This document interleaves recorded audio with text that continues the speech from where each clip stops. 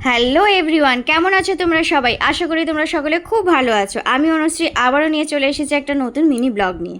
বাপি আজ বাজার থেকে নিয়ে এসেছে পমপ্লেট মাছ, সেটাই আজকে ধুয়ে বেছে পরিষ্কার করে নুন হলুদ মাখাচ্ছি। তো দেখো আজকের লাঞ্চে কি রয়েছে ভাত, আলু ভাজা, মসুর ডাল, পমপ্লেট মাছের ঝাল আর রয়েছে চাটনি। সন্ধেবেলা একটু বয়েল ভেজিটেবিল খাবো, তার জন্যই গোলমরিচটা গুঁড়ো করে নিচ্ছি। প্যাকেট গোলমরিচ গুঁড়োর তুলনায় এই রকম গোটা গোলমরিচকে একটু শুকনো খোলায় নেড়ে তাকে গুঁড়ো করে খেলে বেশ সুন্দর লাগে, সেন্টটা দারুণ লাগে।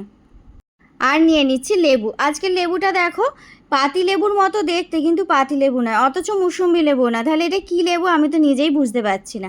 তাও দেখলাম টেস্ট করে যে হ্যাঁ পাতি লেবুর মতনই টেস্ট, তাই নিয়ে নিলাম। তোমরা কি জানো? নাম যদি জানা থাকে তোমরা আমাকে অবশ্যই জানাবে।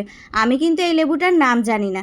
তো এবারে বয়েল ভেজিটেবলস নিয়ে নিয়েছি, তার সাথে একটু গোলমরিচ গুঁড়ো, পাতিলেবুর রস আর একটু দিয়ে দিয়েছি বিট নুন। বিট নুনটা অপশনাল, বিট নুন সাধারণত দিয়ে থাকি না। তো আজকে ভাবলাম যে একটু দেখি বিট নুন দিয়ে দেখি। তো টেস্ট করে দেখলাম বেশ ভালোই লাগছে। তোমরা এরম খেয়ে দেখবে, খুব হেলদি। এতে রয়েছে বিট, গাজর, আলু আর টমেটো। কড়াইশুঁটি থাকলে কড়াইশুঁটিও দিই। আর এটা খেতে খুব একটা খারাপও নয়, আবার খুব ভালো নয়, ভালোই লাগে এইভাবে খেলে। এই দেখো, এই ছবিটা আমার খুব প্রিয়, এটা আমাদের বন্ধু দিয়েছিল। প্রিয় জিনিসটা একটু যত্ন করে রাখতেই বেশি ভালো লাগে, তাই মাঝে মধ্যেই পরিষ্কার করে ফেলি। তো চলো আজকের ভিডিওটা এখানেই শেষ করছি। ভালো লাগলে অবশ্যই একটা কমেন্টস করে নিও। Tata, good night.